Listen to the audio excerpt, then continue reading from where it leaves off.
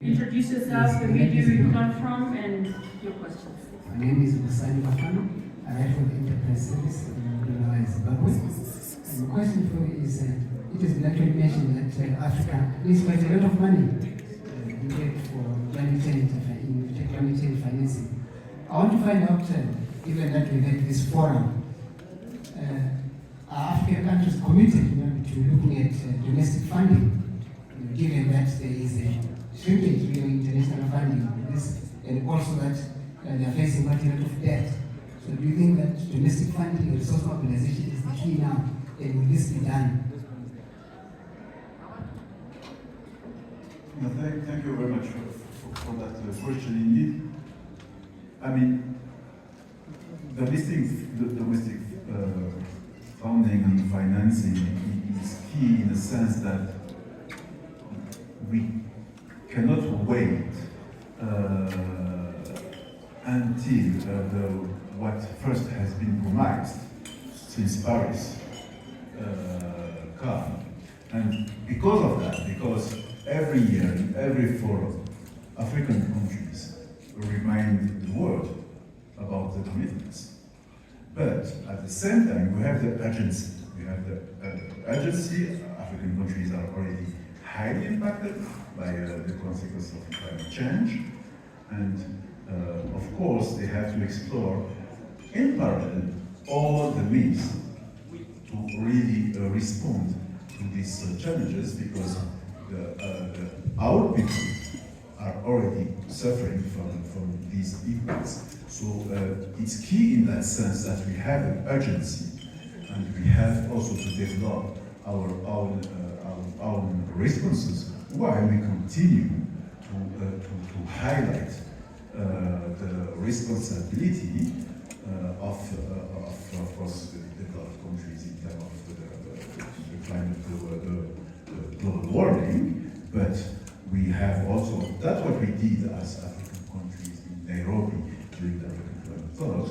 We affirmed, we claim that we have an important role, a very big role to play in bringing solutions. And we know these solutions, we know that we have financing for that, and of course with our partners from developed countries, from the rest of the world, we have to collectively work on these issues of the financing, on the global financial architecture reform, to really respond rapidly to this urgency. So that's why now African countries are definitely convinced that they have to find their own solutions through the domestic mobilization, but also to continue to work with partners, with other countries, to make sure that we have also a global response, knowing that Africa will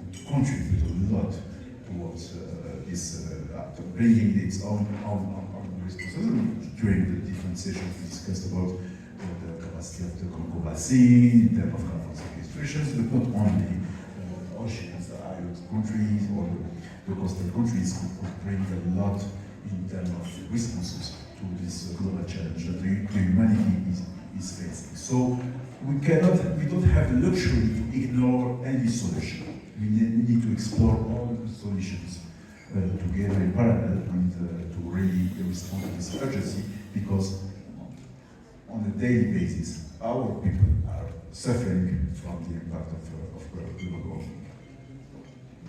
And just to let everybody know, there is interpretation into French, into English. So if you want to ask a question in French, please go ahead and do so. Nassim is bilingual. Thank you.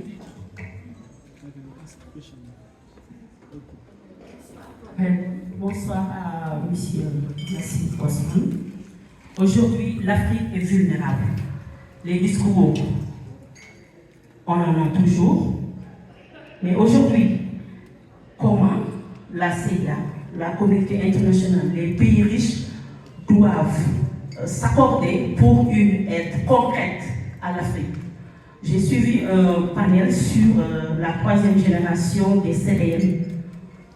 Ils ont tous plaidé, les chercheurs, ils ont tous plaidé pour une prise en compte très sérieuse des CDN dans les négociations.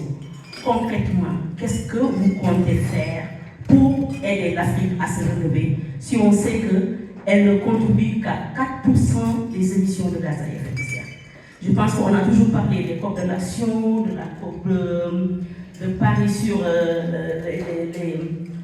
les engagements, on parlait de l'engagement ambitieux, des trucs contraignants, mais jusqu'à présent, on vit toujours les effets de ce réchauffement climatique. De manière concrète, on a beau discuter, on a toujours tenu des séminaires, des forums, des COP et tout, mais concrètement, qu'est-ce que vous comptez proposer à l'Afrique pour qu'elle se relève définitivement? Merci.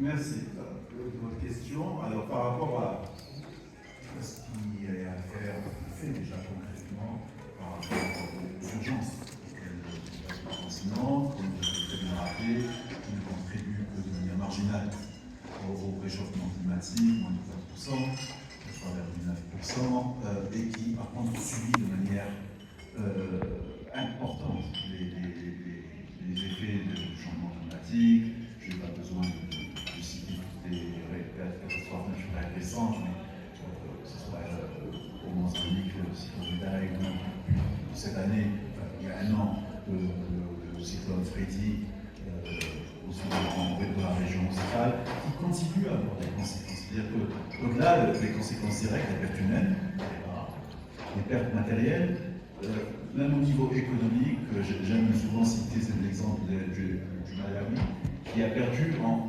un jour plus de 45% de sa capacité énergétique en termes de production d'électricité, du fait du cyclone FRADD en mars dernier. Aujourd'hui, le Malawi n'a toujours pas récupéré cette capacité de production énergétique. Le Malawi souffre toujours d'une insuffisance de production énergétique liée à une conséquence du changement climatique, à une catastrophe naturelle, et qui se traduit par un déficit en termes de produits intérieurs bruts, de production, parce que justement l'insuffisance énergétique a des conséquences économiques, c'est des emplois en moins, c'est de la production en moins, c'est de la richesse créée en moins. Donc, on a aussi les effets indirects. Pourquoi je cite ça? Parce que ça nous amène à quelque chose de très concret, c'est le fonds de dommages et pertes, loss and damage. Et effectivement, ce qu'on doit faire, ce qu'on fait, la CEA fait de manière très concrète, c'est d'accompagner le groupe de négociateurs africains pour définir déjà nous avions commencé il y a maintenant une dizaine d'années lorsqu'il s'agissait de définir les méthodes d'évaluation de ce concept déjà de perte et de dommage. Maintenant, cette décision a été prise à la COP précédente à Sharm el-Sheikh, à la précédente COP africaine, et les premiers versements, en tout cas les premières promesses de dotation à ce fonds ont été prises au niveau de la COP, de la dernière COP 28. Ce qu'on doit faire maintenant, c'est d'aller précisément dans l'évaluation exacte de ces besoins-là pour les pays africains. Avoir sur la table les bonnes méthodologies, les bons outils qui permettent aux pays qui sont touchés par des catastrophes naturelles de pouvoir immédiatement mobiliser les ressources nécessaires pour réduire au maximum l'impact indirect sur les vies qui sont perdues. Elles sont perdues pour toujours. Vous ne pouvez pas les remplacer. Par contre, ce que vous pouvez remplacer et ce que vous pouvez diminuer, c'est ces impacts indirects, la reconstruction rapide et la remise en route des systèmes qui fournissent justement aux populations les moyens de vivre une vie décente et digne. Avoir des populations qui sont totalement démunies du fait de catastrophes naturelles pendant 1 an, 2 ans, 3 ans, c'est juste pas acceptable, alors que, à côté de cela, et c'est ça aussi qu'on fait concrètement, à côté de cela, jusqu'à présent, ces pays qui sont touchés continuent à payer des intérêts des dettes. Donc, vous voyez le côté totalement immoral de la chose. Encore une fois, c'est des mécanismes qu'il convient de changer. C'est une réforme globale qu'il convient de mettre en place.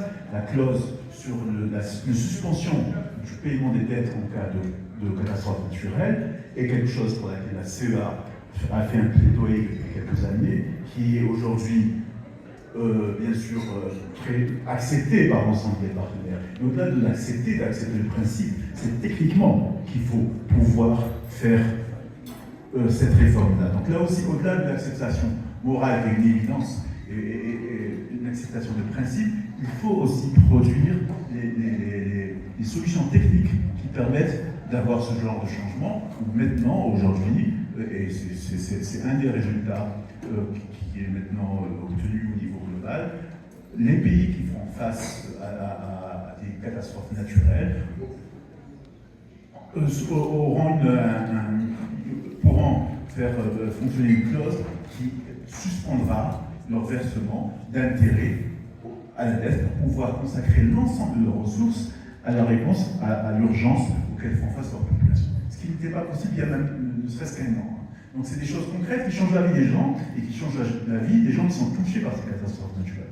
Donc ce sont des choses effectivement qu'on ne voit pas, qui ne sont pas communiquées au grand public, hein, parce que c'est des débats et des questions très techniques, mais qui sont d'une importance cruciale parce que ça donne des moyens au gouvernement africain d'apporter des réponses dans l'urgence aux catastrophes naturelles. Et ça, c'est vraiment un des points les plus importants aujourd'hui pour les pays africains, leur permettre de répondre dignement à l'urgence auquel leur population font face, sans pour autant oublier tout le reste qui est tout ce qui est finance climat. Les pays africains ont été très ambitieux en matière de indices, des contributions nationales déterminées, etc. Mais la question du financement demeure, donc on les accompagne aussi sur ces questions-là, comment développer des outils innovants en matière de financement pour leur permettre d'investir, sachant que nos pays, au-delà du défi climatique, ils ont le défi au développement aussi qui a mené, donc ils ont un double défi très important, du fait aussi des dynamiques démographiques particulières au continent. Un investissement majeur est nécessaire, et pour ça, on doit accompagner ces pays pour développer des solutions innovantes en matière de financement. Donc tout ça a mené le franc, effectivement c'est énorme pour les pays africains qui sont aussi, encore une fois, vous l'avez dit, les premiers touchés par les conséquences du changement climatique. Je crois qu'il y avait... Oui. Yes. Thank you very much. Ayala Kassim from Channels Television, Lagos, Nigeria. So we've been talking with the last, 1 week, we've been talking about, okay, Africa is behind in the SDGs, and then from the resolution here, we're still appealing to government. My government, for instance, is still building fossil fuel refineries, and then you're talking about last year we had the phasing out of fossil fuel, appealing to government. We're still appealing to them to do this, but the problem has been balancing development, providing for the people so they can get people out of poverty, and at the same time, fight climate change. Is there anything here from the result of this session, this forum this year, that is helping them to make up their minds about what they really want? Do they want to still, like government that still depend on fossil fuel, for instance, should they still go in that direction? What are the options they have using their natural resources positively, such that it does not become a curse for their people, for instance, and then balance the climate action? Thank you. No, thank you very much. It's a really very, very important issue, particularly for many African countries, because they have what I was mentioning just before, that this double challenge of development, SDGs, and climate change. And I think we can, during last COP on the phasing out of fossil fuels, they were supportive, given that we take into consideration their development challenges. So it is clear that for an African perspective, the phasing out should not be at the same pace, at the same speed compared to developed countries. And beyond that, many studies, including studies by the UN Economic Commission for Africa, demonstrate that if we should see at 2050 I mean, if we see the long-term perspective, particularly for the use of transition energy, we can call it like this. I mean, I'm thinking about gas, for instance, could help African countries to be more ambitious, in terms of the energy mix, having more renewable in 2050, because they use now this energy transition energy, which is gas, to help them to invest and to develop more their capacities in terms of renewables to reach a more ambitious mix in terms of having more renewables in 2050, compared to a scenario where they will phase out more rapidly from fossil fuels. So this is a question of justice, of just transition, which is related to investment to development. But also, if you see it only from the climate change prism or angle, even there is for many African countries, because the reality is that they don't have the means to invest. So having a rapid transition towards renewables, you need money, and we have promises, plenty of promises, but we need to invest, and we need to invest now. So they have that means, so that's why it's really important to have a long-term vision, to know exactly where we want to go, and which kind of ambition we want to achieve, but also to make sure that we mobilize the financing for that. So we don't have the luxury, I would say, to not use this available funds or financing or to invest, because again, beyond the climate change challenge, we have also to invest into the development and the SDGs. And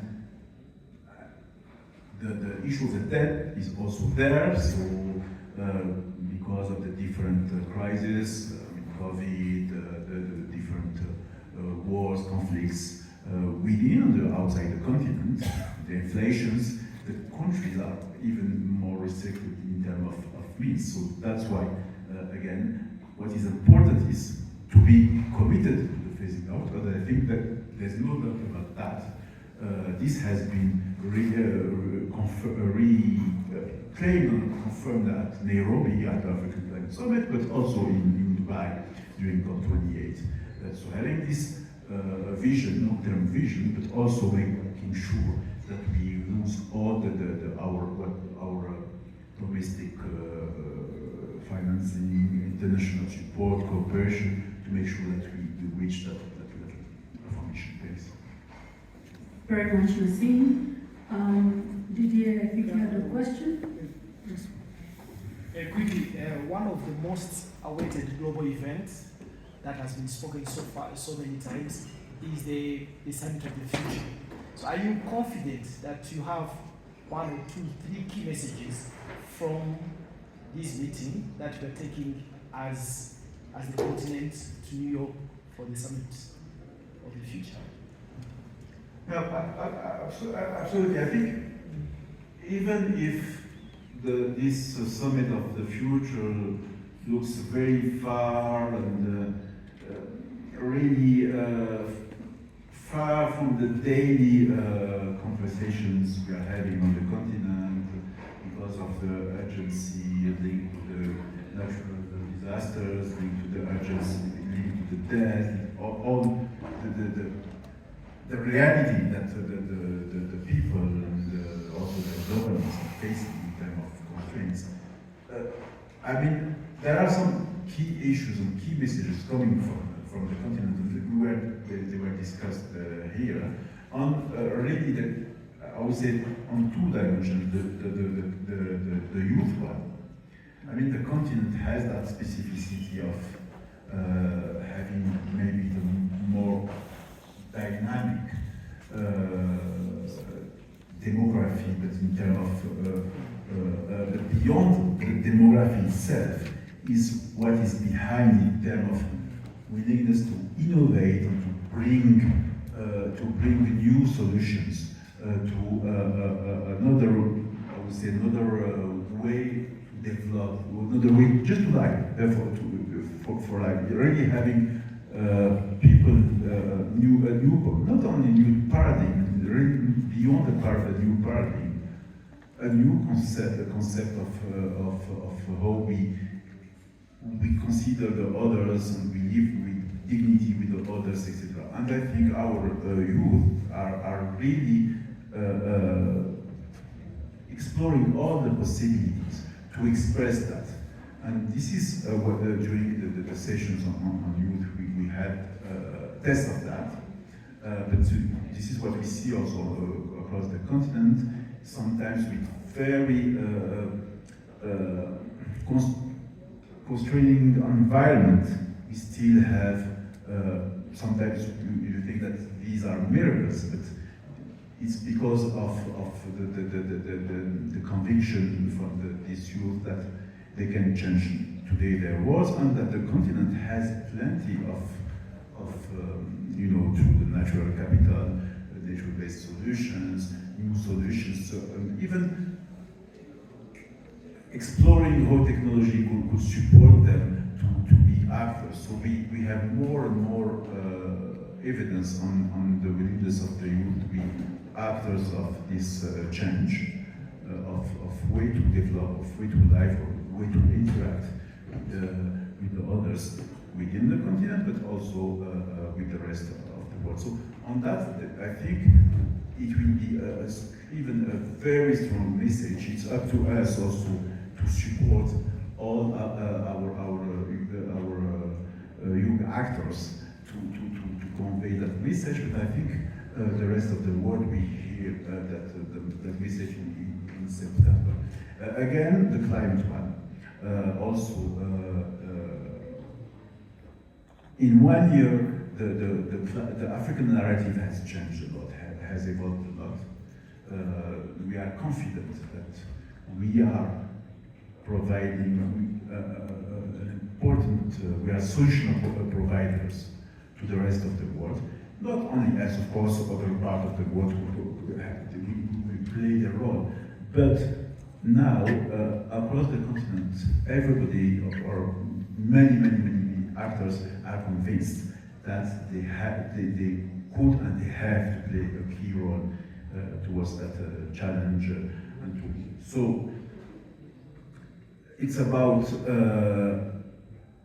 mobilizing all the actors, all the frameworks, all the means to make sure that this contribution will be real. So this is, I think, the second strong message that will go to the summit of the future from Africa, that we are not only part of the solution, we are really a pillar of the solution. And for that, we need, together with the rest of the world, to organize ourselves to be a strong pillar. And without that pillar, definitely the humanity will not be able to face that climate change challenge. Merci beaucoup. Merci. Thank you very much. Any other question? Okay, please. Je veux répondre sur la question. One last question. Yeah, okay. Est-ce que ce ne sera pas un sommet de plus? Le sommet du futur. Est-ce que ce ne sera pas un sommet de plus? Non, je comprends tout à fait votre question et le fait que depuis de nombreuses années, on peut être très déçu par les résultats de nombreux sommets. Néanmoins, je crois que le multilatéralisme a atteint un point où aujourd'hui on est face à vraiment un croisement de chemin, je dirais, où en termes de prise de conscience, tout le monde se rend compte que c'est peut-être le sommet de la dernière chance. Je crois qu'il y a cette prise de conscience globale. Le multilatéralisme a été plus qu'affaibli ces dernières années. Le secrétaire général de l'ONU l'a de nombreuses fois rappelé. Nous devons bien entendu sauver notre planète, sauver nos consciences, sauver notre humanité. Et aujourd'hui, on est arrivé à ce point où tout le monde fait le constat que les mécanismes qui étaient en place ne peuvent plus satisfaire quiconque. Donc on a vraiment besoin d'un pacte, d'un nouveau pacte mondial, mais qui, au-delà de sauver la planète, encore une fois, il y a aussi nos propres consciences en tant qu'êtres humains qui ont été agressés par notre, je dirais, insuffisance collective, tout simplement. Nous sommes tous coupables par rapport à notre insuffisance à mettre en place des choses qui font que le lendemain sera meilleur pour nos enfants. Là, on est arrivé à un point où tout le monde, malheureusement, fait le constat que le futur ne sera pas meilleur pour nos enfants. Donc il y a ce sursaut qui va, j'espère, et je suis convaincu que tout le monde, en tout cas, en a pris conscience que c'est notre dernière chance d'avoir un sommet du futur qui vraiment nous redonne l'espoir pour les générations futures, pour nos enfants, pour reconstruire un lendemain meilleur pour les générations futures. Donc voilà, j'espère que cette prise de conscience collective nous fera surmonter les écueils qui nous ont bloqués jusqu'à présent et nous permettra de relancer le multilatéralisme, de redonner sens aux institutions multilatérales comme les Nations Unies pour que justement on continue à développer un futur meilleur pour nos enfants. Merci. Thanks very much. I think we have one last question from Christabel. Yeah. I would like to know how is it if we are helping countries finance their development through carbon credits, and this type of financing really sustainable? No, thank you. This issue of carbon trading is really a very interesting one in the sense of,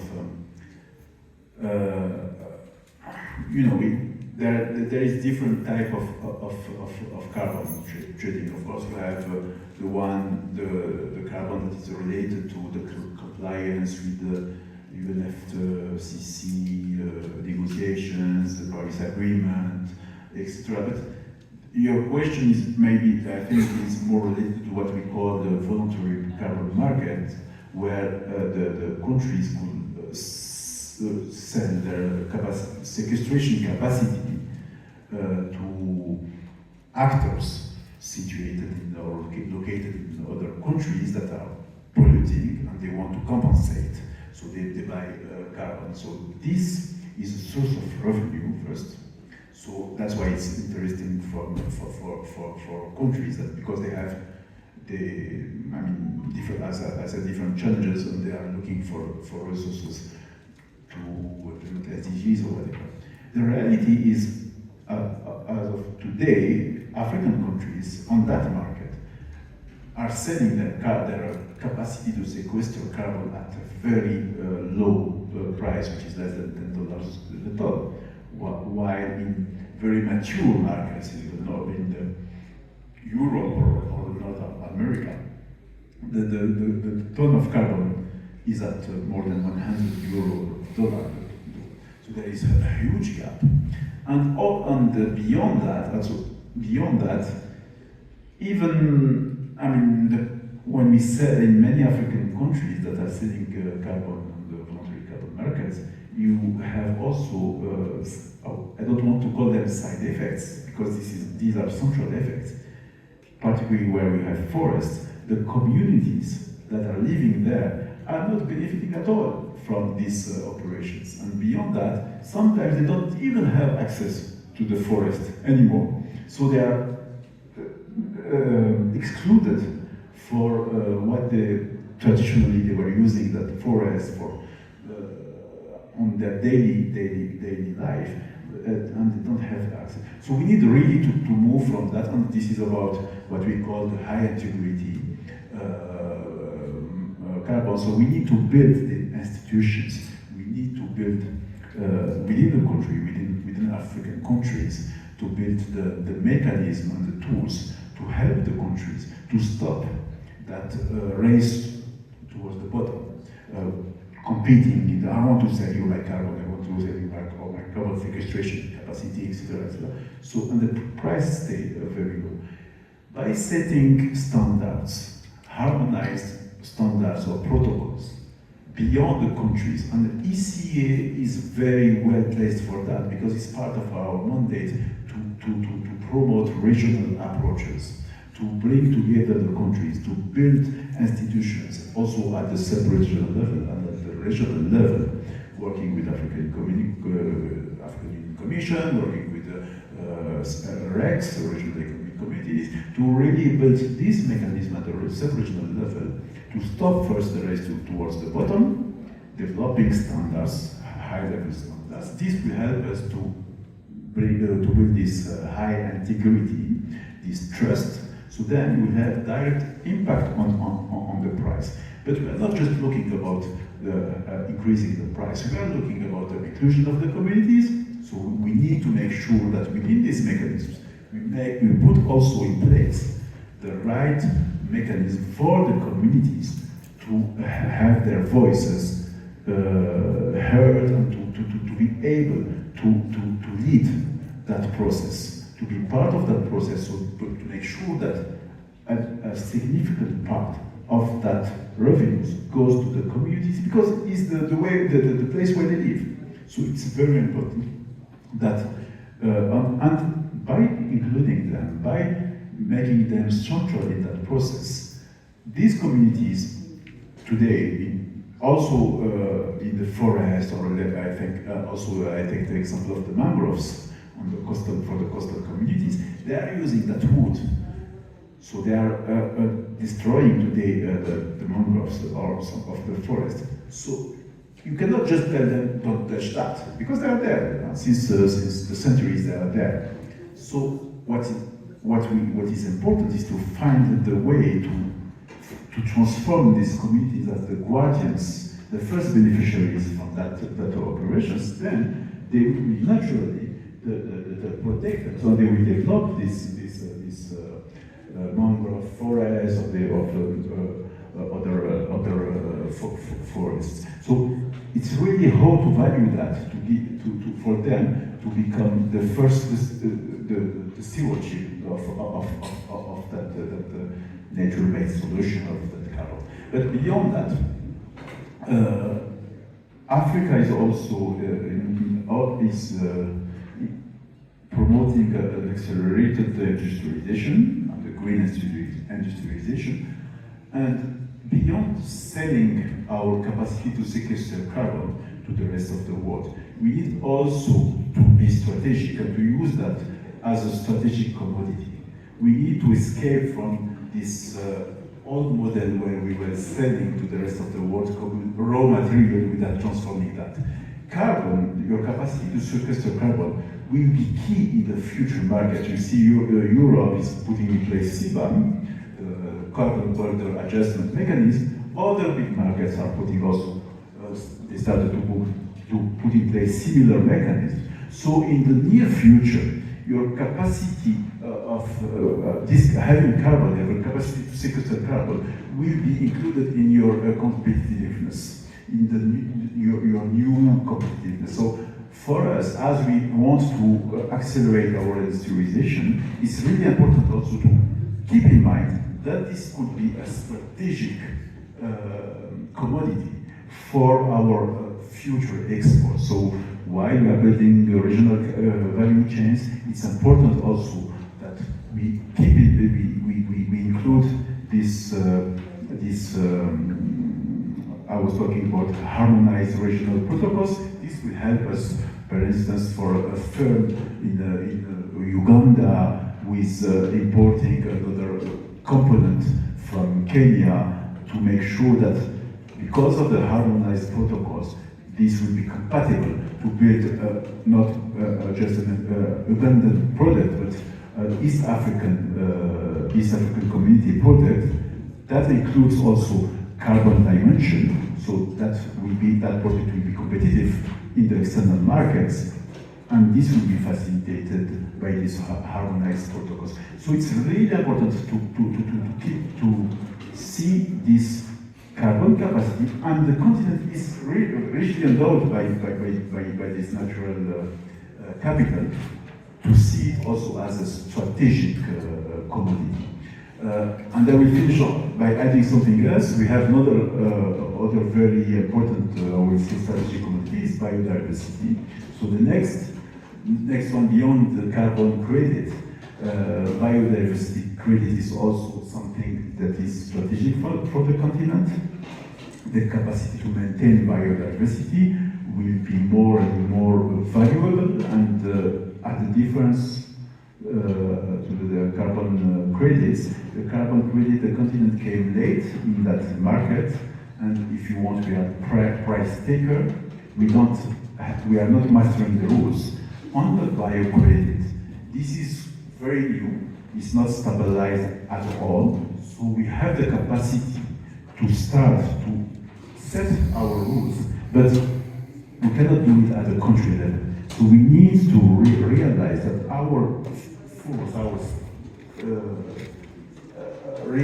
our force is linked to our unity.